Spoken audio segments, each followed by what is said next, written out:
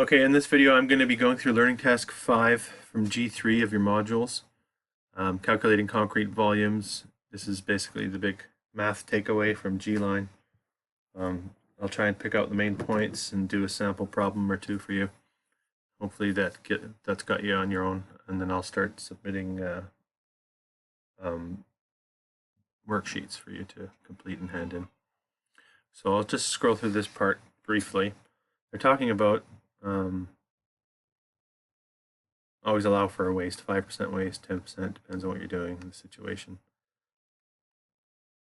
This first part of Learning Task 5 has to do with calculating the materials you're going to need to form the walls. I don't really want to get too into that right now. What we like to focus on is calculating volume.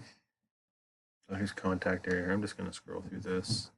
Centerline perimeter, though, I do want to talk about briefly first. Centerline perimeter we use to calculate the length of a footing or a foundation wall. So in the calculation of concrete we're going to need for a pour, we need a length, because a volume is a length times a width times a height. So if we have the width of the wall and we have the height of the wall, or the width of the footing and the height of the footing, we need the length of the footing. And we do that by finding the center line perimeter of the building, which is basically the length of the entire wall of the house, taken from its center. And that's basically the gist of it. And they're showing here how we go about calculating that. And I'll give you a chance to look at that. So we'll come back to this here. But that's giving you basically the idea. Usually you're given a dimension to the outside of the wall, and we need to find it to the middle of the wall. So we're going to take that full dimension. We're going to take half the wall off this side, and way over here on the other end, we'll take half the wall up on this side, and that'll give us that one dimension for the wall. That should become clearer as we move forward here. This graphic's just trying to show you that even if you have a jog in a building and you're trying to find the center line length or the perimeter, you can just move that wall out, and you still retain your rectangular shape with the two dimension sides.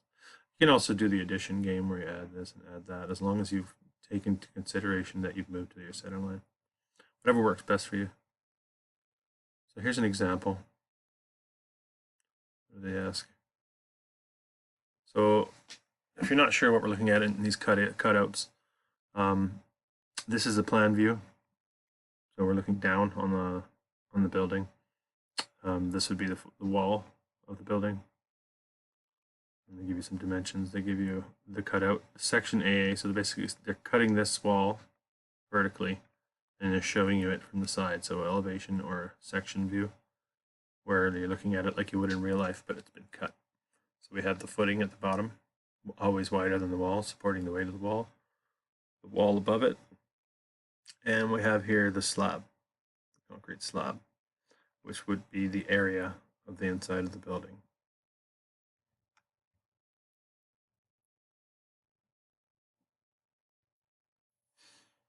Now they're talking about materials, specific materials. I don't want to get caught up on that. Not a big deal. Don't want to get caught up on that. Talking about the forms, the number of cleats, how to calculate all these things based on what you just found out, how long the wall is. That's just a simple divide calculation. I'm not going to get into that. Wall forms, same thing. Divide by how many lineal feet you have, depending on what you're doing. Here's the bracing, there's the angle, magic angle, 53 degrees. Board measure, a little blurb on board measure. They just kind of throw it in there. You also see this in H-line. This just to let you know that you've probably heard some people talk about measuring in board feet. So that what this is basically an area calculation, where one board foot or board foot measure would be the 12 inch by 12 inch by 1 inch thick, not a cubic foot, which would be 12 by 12 by 12. So just want to make clear that distinction. And I'll give you some math to do on that too, so you can get some practice. So now we're into calculating the actual volume.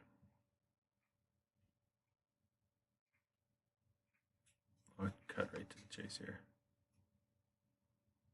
Finding volumes is a three-dimensional calculation with a width, thickness, and length, either or in any order, as they say here.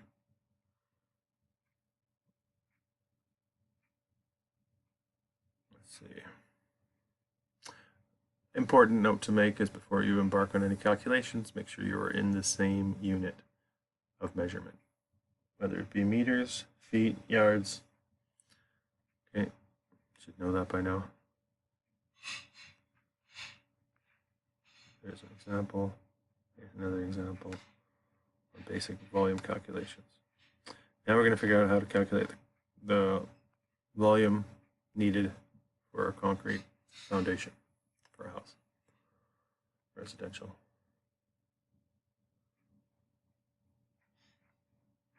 Okay, and here we have centerline perimeter, which is the length of the building plus the width of the building times 2 minus 4 wall thicknesses. So they show you it in different ways. I'm going to try and focus on this area here. Let's see if I can.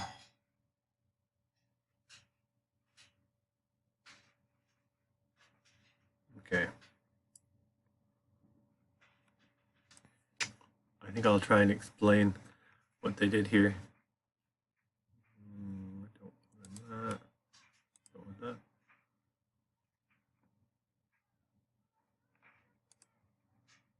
Okay. So we're trying to find the centerline perimeter. We have the two dimensions of the building, 15,000 millimeters, 25,000 millimeters. Immediately we want to switch these into smaller numbers. We'll take this down to 15 meters, not this down to 25 meters. Here we have the wall, footing, slab. This is typical of the questions you're going to see. So to find the centerline perimeter of this building, we need to take, they've done it the quicker way, maybe quicker way, is basically they're taking the entire perimeter all the way to the outside corners of the building. That's what this part is here. And then they're minusing 4 full thicknesses. And they do that because they're trying to get the length here, and you'd minus half a thickness off each side. So they instead of doing it first and then multiplying them together, they just do that at the end. And they get a centerline perimeter of 79.2 meters. So that's now what we're going to use for when we're figuring out the volume of these different sections. We're going to use 79.2 meters as our length. So our L component of our length times width times height. You can imagine trying to get a volume for the wall, right? We have our width, we have our height, and our length is that center line perimeter. That's how long it is all the way around the building. Okay, so here they calculate the footing volume for us. Footing would be this part here. And that's just a length times width times height calculation. We've already taken our center line perimeter into meters, 79.2, which is right here. We're going to take our two other components of footing, which is 400 millimeters or 0.4 of a meter, and 200 millimeters for the height here, or 0.2 of a meter. Done that here. And they get a footing volume of 6.34 meters. Wall volume follows the exact same procedure, using the center line again. This time we use the height of the wall and the width of the wall. Which they've done here. Get 31.6. A good little way to check yourself is to make sure that the footing volume is a smaller number than the wall volume. The footing will have less volume of concrete. Okay, slab's a little bit different. To find the slab volume, we need to figure out the area of the top of the slab. In this situation, it's straightforward because we're just looking at a rectangle. But it changes as we get a little more complex with our examples. So we have a slab area of 15 meters minus a wall thickness minus a full wall thickness, not a half this time, because we got to take it to the inside corners, because we need the inside perimeter of the wall. So we'll do that here, and we'll do that on this dimension. Let's see what they've done in our example. Slab volume calculations. Once we find the area, then we can multiply that area, the area that we find, by the thickness of the slab here, which in this case this is 100 mil or 0.1 meter. Let's see. Do they explain that?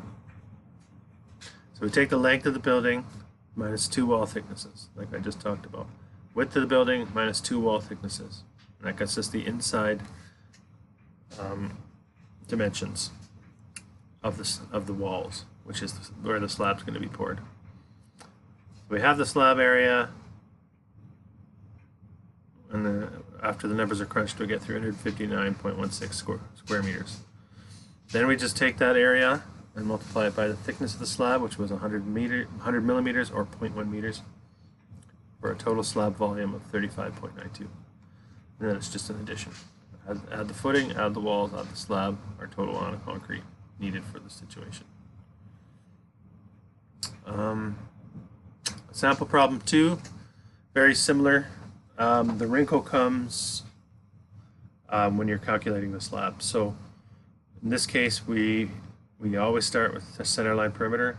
So in this case, you need to recognize that the length of this wall is identical to if you had a rectangle.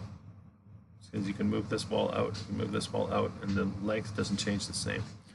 So we can figure out our center line perimeter exact same way we did in the last question, by taking our total dimension and our total dimension, multiplied by 2 each, and then minus 2 wall thicknesses for each, because we're minusing a half a wall off each corner, which means 1 full wall thicknesses off of each side dimension.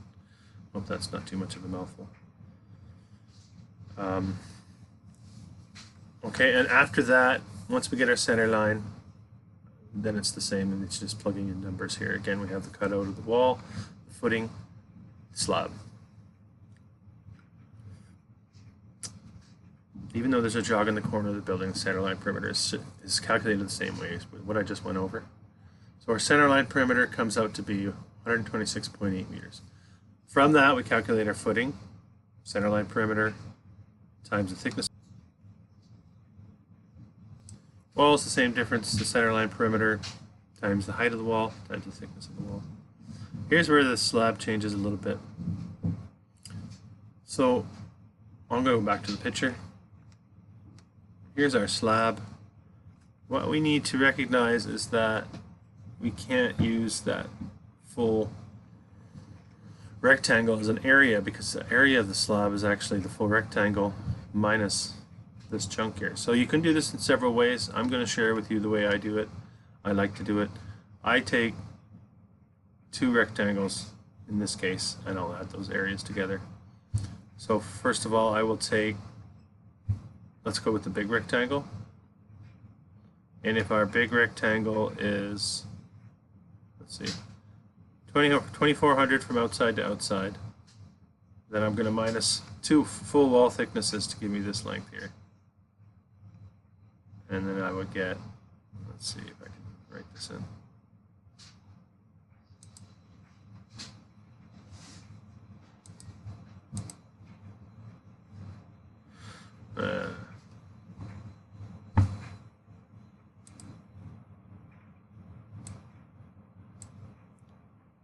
Let's see. Take the 24.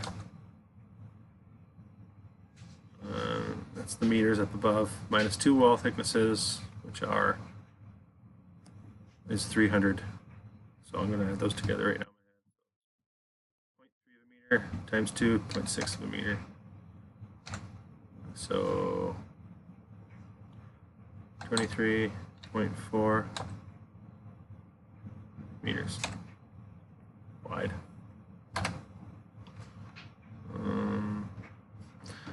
And then over here on this long dimension, I only want to take it to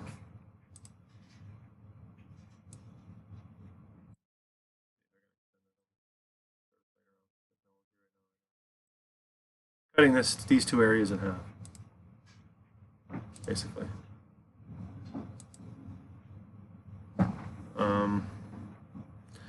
So I've got this dimension, 23.4, and I want that 40, which takes me from end to end. Let's see if I can scroll. I'm going to take that 40, I'm going to minus the 8. That'll give me 32, and that takes me to the top of the wall here. I still need to figure out to the inside of the wall. So I'm going to take that 32 meters, sorry, and I'm also going to minus 2 wall thicknesses. One for the bottom, one for the top, and that'll take me to the inside of the wall. I'm trying to find the area at the inside of the wall here. Okay, so I'm going to do another text box. I'll just do this quickly.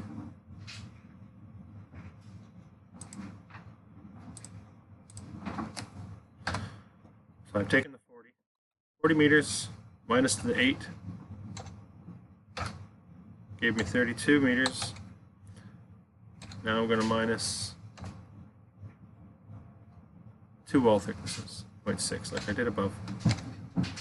That'll give me 32 minus 0.6 is 31.4. Now I'll take the 31.4. These are now my dimensions for this rectangle, which I'm trying to find the area of.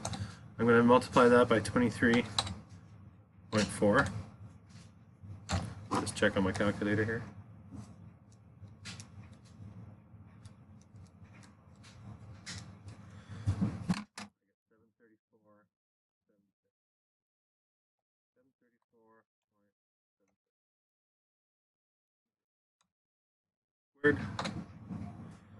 Okay, so that will be the area for the big rectangle.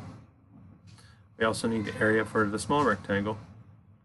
If you can visualize that this line here, from where the slab jogs, where it ends, is 8,000, because 8,000 is taken from the outside of wall to outside of wall, so it'll be the same from inside to inside. So up here, I'm going to start a new text box. Up here we have 8 meters is our actual dimension. And we're trying to find the area for the smaller slab here. And we need to figure out this dimension here. From inside corner to inside corner, take there 24. Leave it at that. Minus the 6 takes me to the edge of the building. So that gives me 18 meters. And all I need to do now to get to the inside corners is minus 2. So I'll take the 18 meters minus 0.6. Will give me 17.4. So 17.4. That's my length times width dimensions for this smaller rectangle here. And I get 8 times 17.4. I get 139.2. Okay, so we're getting there. I have all that to consider now. I'm going to make a new text box.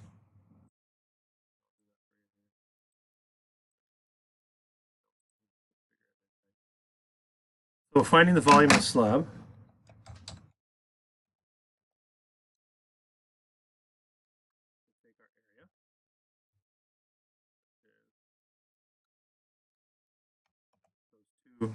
There's 2 amounts we made. We found the area of the small one, the area of the big one. I'm going to add them together. So I have 734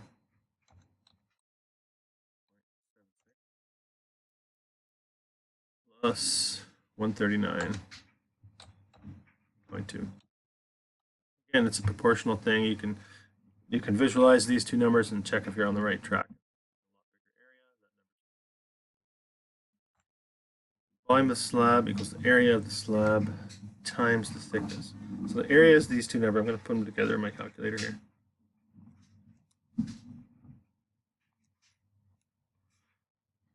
$734.76 gives me a total of 873.96. That would be the area, so that would be a meter squared. all I'm going to do now is multiply by the thickness of my slab. It's back to how we did it on the first question. Times, and that's 0.15 of a meter, equals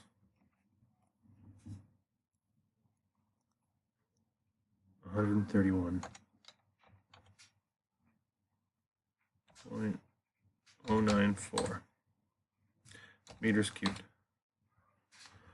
That's the gist of it. It'll change. I think there's a third example here. Let's scroll down. There, they've done what I was doing, putting volume, wall volume, fairly straightforward once you have your centerline perimeter. Now they've done the slab. So what they did is calculate the full rectangle and then minus the area of the jog. You could have done that as well. Different way to go about it. I like to break up the slab and do it separately. Visually, it makes more sense to me. You do it whatever way works for you. And then we have all the different amounts added together. Sample problem 3 is the same gist. Here it is. The only difference would be that when you calculate the slab, you have to break it up into, well, I would break it up into 3 pieces, or you have to minus these. So it's adding a wrinkle, but it's basically the same difference. So I hope this video helps you. Let's have a look at this quickly. I don't want to get too much into this. In this situation, they want you to recognize that this centerline perimeter has to be calculated by adding. It's not just a rectangle once you've moved these walls out, right? You can move this one out, but you still have this length to consider. So you need to add those. So it's just, I think it's just a addition game. They're just showing you this. They're also showing you this in Imperial or Standard, just to add that wrinkle, which you'll get some of those. But I think I'm going to leave it there for now for this video. And if you have any questions, of course, don't hesitate to contact me. And I can hopefully help you get through these. So look on your Moodle for worksheets that'll be posted. No, into columns. I'm not going to get into columns for you to submit. Okay, thank you.